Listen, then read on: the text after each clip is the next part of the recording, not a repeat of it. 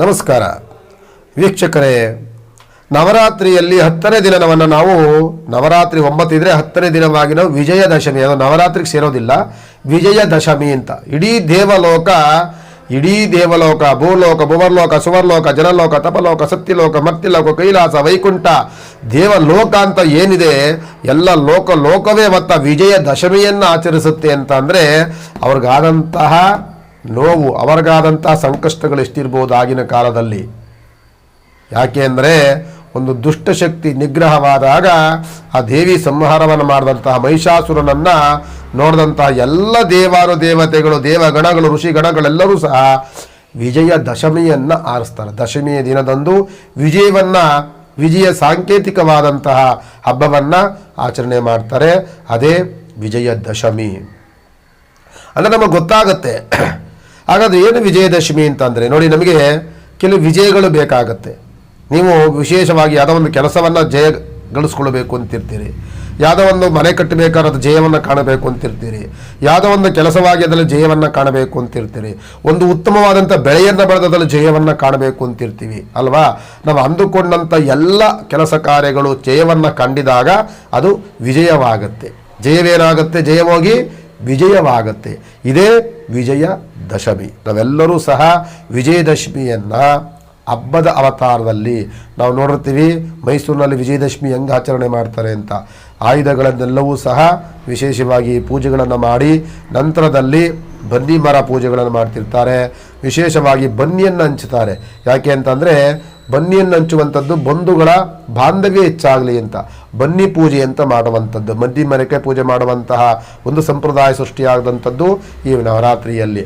ನಾವೆಲ್ಲರೂ ಸಹ ಬಾಂಧವ್ಯತೆಯಿಂದ ಇರೋಣ, ಯಾವುದೂ ಸಹ ಭಿನ್ನ ಅಭಿಪ್ರಾಯಗಳು ಬರದಂತೆ ನಾವೆಲ್ಲರೂ ಸಹ ಒಂದಾಗಿರೋಣ ಅನ್ನೋದಕ್ಕೋಸ್ಕರವಾಗಿ ಈ ಬನ್ನಿ ಪತ್ರವನ್ನು ಹಂಚುವಂಥದ್ದು.